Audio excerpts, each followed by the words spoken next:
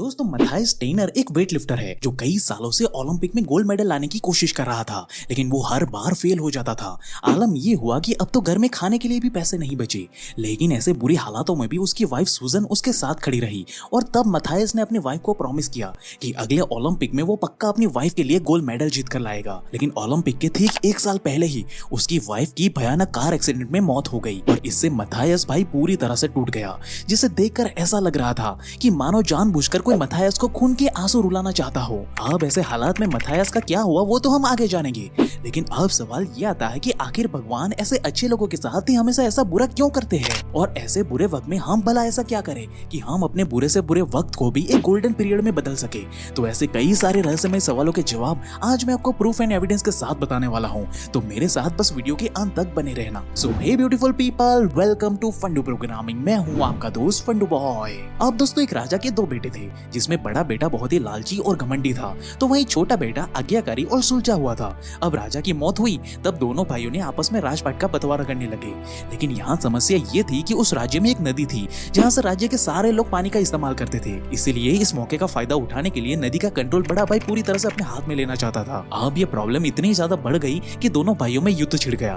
तब दोनों भाई एक एक करके अपने गुरु के पास आशीर्वाद लेने के लिए गए और उन्होंने युद्ध के बारे में भी वहाँ पे बताया। सब जानकर गुरुजी ने बड़े भाई से कहा कि बेटा तुम चिंता मत करो, युद्ध में तो तुम्हारी जीत निश्चित है। लेकिन जब छोटा भाई गुरुजी के पास गया तब गुरुजी ने छोटे भाई से कहा कि तुम चाहे एड़ी चोटी का जोर लगा लो बेटा, लेकिन इस युद्ध में तुम पक्का हारोगे। अब इन बातों का दोनों भाइयों पर बड़ा ही गंभीर प्रभाव पड़ा। जहाँ बड़ा भाई ये सोचकर खुश हो रहा था कि चाहे कुछ भी हो जाए अब तो भाई युद्ध में ही जीतने वाला हूँ, तो वहीं छोटे भाई ने ये सोचा कि जब मुझे युद्ध में हारना ही है तो क्यों ना युद्ध को पूरी शक्ति के साथ लड़ा जाए, ताकि अगर मैं हार भी जाऊं तब भी लोगों को मुझ पर गर्व हो कि मैं बहादुरी से लड़ा था। ये सोचकर दोनों भाई युद्ध के मैदान में पहुंचे। तब बड़े भाई ने देखा कि उसके घोड़े की नाल थोड़ी सी निकली हुई थी, लेकिन उसने जानबूझकर इस पर ध्यान ही नहीं दिया। उसने सोचा कि मेरी तो जीत निश्चित है ना, फिर ये सब छोटी मोटी चीजों से भला क्या ही फर्क पड़ने वाला है। वहीं दूसरी तरफ छोटा भाई अपनी पूरी शक्ति से युद्ध में लड़े जा रहा था, लेकिन तभी एक समय ऐसा आया जब बड़े भाई की घोड़े की नाल निकल जाने के कारण वो नीचे गिर गया और इसका फायदा उठा करके छोटे भाई ने उसे हरा दिया। लेकिन दोस्तों अगर क्या होता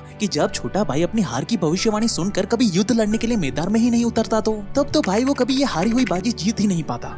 और अक्सर हम लोग भी यही गलती करते हैं। एक्चुअली में हम सभी लोग अपने बुरे वक्त से बाहर तो आना चाहते हैं, लेकिन हम अपने बुरे वक्त में काम करना ही छोड़ देते हैं और ये सोचकर बैठ जाते हैं कि अब तो सब कुछ खत्म हो चुका है ना, तो अब कुछ भी करने से भला क्या ही चमत्कार हो जाएगा। लेकिन इसके बारे में श्री कृष्ण जी ने भगवत गीता के चैप्टर 2 श्लोक 33 में खुद ये बताया है कि हे अर्जुन, अगर तुम ये युद्ध नहीं लड़ोगे तब तुम्हें अपने कर्तव्य का पालन ना करने का पाप लगेगा और तुम अपनी बची कुची प्रतिष्ठा भी खो दोगे। इसलिए हार और जीत की परवाह किए बगैर अपना धनुष उठाओ और युद्ध करो, क्योंकि तुम्हारे जीवन में कौन सी घटना किस समय पर होगी उसे तुम कभी कंट्रोल कर ही नहीं सकते, लेकिन कोई भी घटना पर क्या एक्शन लेना है, उस पर क्या प्रतिक्रिया करनी है, वो सब तुम्हारे हाथ में है। इसलिए हर इंसान का ये धर्म है कि वो आखिरी सांस तक कोशिश करे, क्योंकि इसी के ऊपर तुम्हारी सफलता और असफलता का परिणाम टिका हुआ है। अब इसे साइंटिफिकली एक्सप्लेन करने के लिए कुछ रिसर्चर्स ने एक मजेदार एक्सपेरिमेंट डिजाइन किया, जहां उन्होंने कुछ ऐसे लोगों को सिलेक्ट किया जो अपनी लाइफ में परेशान थे। उनमें से कुछ लोग ऐसे भी थे जिन्होंने भाई मेहनत तो बहुत की थी, लेकिन फिर भी वो अपने एग्जाम या इंटरव्यू में बुरी तरह से फेल हो गए थे। तो वहीं कुछ लोग ऐसे भी थे जिनके लाइफ में हर दिन कुछ ना कुछ बुरा हो ही रहा था, जो एक तरीके से अपनी किस्मत को बुरी मानकर बैठ चुके थे। अब भाई रिसर्चर्स ने इन सब को एक अंधेरे कमरे में बंद कर दिया और उनसे कहा कि हमें नहीं पता कि हम आप लोगों को कब बाहर निकालेंगे, तो अगर आप लोगों को तुरंत बाहर आना है तो आप खुद से बाहर निकलने का रास्ता ढूंढ सकते हो। अब इस हालात में कई सारे लोग तो चुपचाप घंटों तक वहीं अंधेरे में भूखे प्यासे बैठे रहे भाई, और बाहर निकलने के लिए वो कोई भी हाथ पैर नहीं मार रहे थे। लेकिन वहीं कुछ लोगों से रहा नहीं गया और उन्होंने बाहर निकलने के लिए अंधेरे में ही इधर उधर हाथ पैर मारना शुरू किया, जिससे कि उन्होंने चमत्कारी रूप से ऐसा दरवाजा ढूंढ के निकाला जिसकी मदद से वो तुरंत बाहर आ गए। लेकिन भाई जो लोग इस इंतजार में बैठे हुए थे कि बाहर से कोई कभी आएगा और उन्हें इस अंधेरे कमरे से बाहर लेकर जाएगा, वो लोग अभी तक भूखे प्यासे वहीं पे फंसे हुए थे, जो ये सटीकता से दर्शाता है कि आखिर क्यों कुछ ही लोग अपनी लाइफ में इतने ज्यादा सक्सेसफुल हो पाते हैं। तो वहीं कुछ लोग जिंदगी भर अपने हालातों से हार मानकर पूरी जिंदगी दुख और अंधेरे में ही गुजार देते हैं, क्योंकि वो कभी उस हालात से बाहर आने की कोशिश ही नहीं करते और हार मानकर वहीं पे बैठ जाते हैं कि एक दिन तो भाई अपने आप सब ठीक हो ही जाएगा ना। लेकिन सच्चाई तो ये है कि बिना एक्शन लिए वो सुनहरा दिन कभी नहीं आता दोस्त। लेकिन दोस्त क्या हो जब एक्शन लेने के बाद भी अगर हमें अपनी मर्जी की सफलता ना मिले तो कुछ ऐसा ही एक महान ज्ञानी जियोलॉजिस्ट के साथ भी हुआ, जिन्हें अमेरिका में बैठकर गंगा नदी का नक्शा यानी कि मैप क्रिएट करने का प्रोजेक्ट मिला। इसलिए इन भाई साहब ने अलग अलग किताबें और सोर्सेज से गंगा नदी के पुराने मैप्स को ढूंढकर सारी जानकारी इकट्ठा कर ली और गंगा जी का एक सुंदर सा मैप बना डाला और अपने बनाए मैप को वेरीफाई करने के लिए वो भारत आया और अपने मैप की मदद से वो गंगा नदी को एक्सप्लोर करने के लिए निकल गया। गया। अब सारी चीजें सही से चल रही थी, गंगा जी बिल्कुल मैप के हिसाब से ही बह रही थी, लेकिन तभी जियोलॉजिस्ट ने देखा कि उसके मैप में एक बहुत बड़ी प्रॉब्लम है। उनके मैप के अनुसार नदी को लेफ्ट की ओर मुड़कर बहना चाहिए था, लेकिन वो नदी अब राइट की ओर बह रही थी। अब ये देखकर जियोलॉजिस्ट को बहुत ही गुस्सा आया कि मैंने अमेरिका में बैठकर इतने बड़े बड़े ऑथर की किताबें पढ़ी है, दिन रात देखकर रिसर्च की है और इतनी मेहनत से इस मैप को बनाया है, तो आखिर ये गलत कैसे हो सकता है? इस नदी को लेफ्ट की ओर जाना चाहिए था ना, ये राइट की ओर कैसे मुड़ सकती है? ये पूरा प्रोजेक्ट ही बेकार है। ये सोचकर उसने मैप को वहीं पर फाड़ कर आग लगा दिया और वापस अपने घर चला गया। और यही सेम गलती भाई हम हर रोज करते हैं। हम इंसान हमेशा यही सोचते हैं कि पूरी दुनिया हमारे हिसाब से चलनी चाहिए, और जब चीजें हमारे अनुसार नहीं होती तो हम फ्रस्ट्रेट होकर गुस्सा करने लगते हैं। जैसे अक्सर कई लोग दिल के तो बहुत अच्छे होते हैं और वो हमेशा दूसरों की मदद भी करते हैं। ऐसे लोग दूसरों की खुशियों के लिए अपनी खुशी को भी दांव पे लगा देते हैं, और फिर वो लोग ऐसा सोचते हैं कि अब उनके साथ भी सब कुछ सही और अच्छा ही होना चाहिए।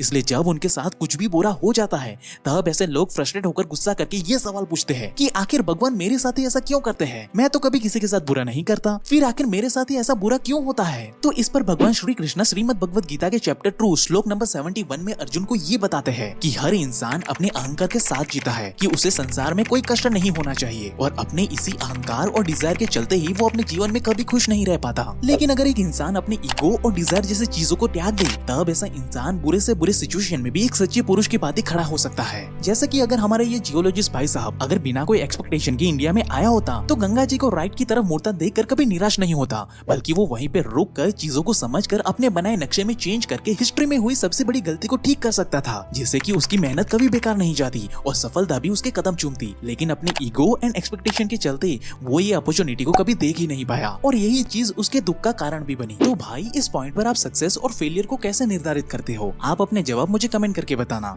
जैसे कि महाभारत में एक समय ऐसा आता है जब चौसर के खेल में पांडव हार जाते हैं और उन्हें वनवास के लिए जाना पड़ता है, राइट? और इस पॉइंट पर कई लोग कहेंगे कि भाई पांडव फेल हो गए और दुर्योधन जीत गया है, राइट? लेकिन अगर सिचुएशन को ध्यान से देखें तो हमें समझ में आएगा कि असल में दुर्योधन की ये सक्सेस ही उसके सर्वनाश की कारण बनी थी, जबकि पांडव के लिए यही असफलता एक वरदान साबित हुई, क्योंकि इस असफलता से सीखकर उन्होंने खुद को इतना काबिल बना लिया कि फिर उन्होंने दुनिया पर राज किया। तो अब आप मुझे कमेंट करके बताओ कि असल में जीत किसकी हुई, दुर्योधन की या पांडव की? सिमिलरली स्टीव जॉब्स को जब उनकी बनाई हुई कंपनी से निकाल दिया गया तब पूरी दुनिया यही सोच रही थी कि स्टीव जॉब्स फेल हो गए, लेकिन उनकी इसी फेलियर की वजह से उन्होंने पिक्सार जैसी कंपनी बनाई जिसकी वैल्यूएशन आज $7.5 बिलियन है। तो अब आप मुझे बताओ कि असल में जीत किसकी हुई, एप्पल के उन बोर्ड मेंबर्स की या स्टीव जॉब्स की? इसीलिए इस सिचुएशन को भगवान श्री कृष्ण ने श्रीमद् भगवद गीता के चैप्टर 2 श्लोक नंबर 47 में ये बताया है कि मनुष्य को अपने सक्सेस और फेलियर की चिंता किए बगैर सिर्फ अपने कर्म पर फोकस करना चाहिए, क्योंकि इंसान का कर्म ही उसकी डेस्टिनी को डिसाइड करता है। यानी कि चाहे सक्सेस हो या फेलियर, चाहे दुख आए या सुख, कभी उन्हें अपने सर पे मत चढ़ने दो और सिर्फ अपने कर्मों पर अपनी ड्यूटी करने पर ध्यान दो, क्योंकि आज जो सिचुएशन आपके हिसाब से फेलियर लग रही है वही सिचुएशन आगे जाके आपके कर्मों के बदौलत ही आपके लिए सफलता का नया दरवाजा खोल देगी। क्योंकि ऐसा ही कुछ world class weight lifter Matthias trainer ने भी किया। जब मथायस ने अपनी जान से भी प्यारी पत्नी को खोया तब वो बहुत रोए, लेकिन इस दुख को दूर करने के बजाय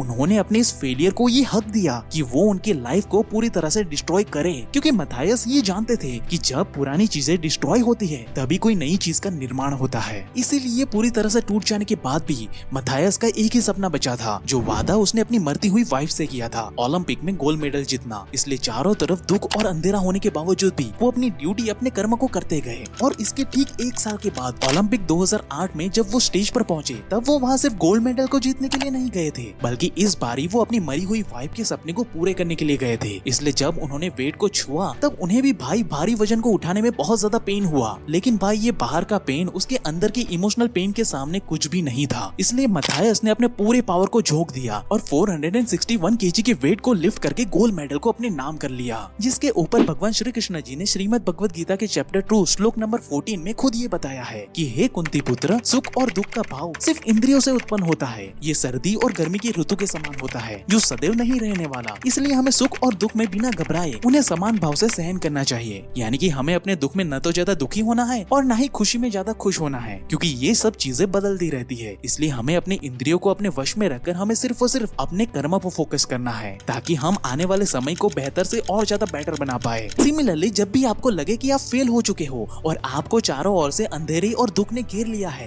तब इधर उधर भटकने के बजाय भाई भगवत गीता की बातों को ध्यान से अध्ययन करो और अपनी ड्यूटी अपने कर्म पर फोकस करो, क्योंकि आपका अभी का ये फेलियर आपके फ्यूचर फ्यूचर की सक्सेस को डिफाइन करेगा। लेकिन दोस्तों, क्या आपने कभी ये सोचा कि क्यों इमोशनल पेन से गुजरने के बाद ही कई लोगों के अंदर ऐसे सुपर ह्यूमन वाली पावर आ जाती है, और आखिर ऐसी कौन सी क्वालिटी है जो बुरे से बुरे वक्त में भी लोगों को मेंटली स्ट्रॉन्ग बनाती है? तो ऐसी कई सारी रहस्यमय चीजों को आप साइंटिफिक एविडेंस के साथ इस लेफ्ट वाली वीडियो पे क्लिक करके अभी जान सकते हो। बाकी आपको हमारी ये वीडियो कैसी लगी वो हमें कमेंट करके जरूर से बताना, और इस वीडियो को उन सारे लोगों तक पहुंचाना जो आज और अभी दुख और परेशानी से जूझ रहे हैं। और ऐसे ही लाइफ चेंजिंग वीडियोस हर हफ्ते देखने के लिए हमारे चैनल को अभी सब्सक्राइब करें। And at last, thank you for watching guys.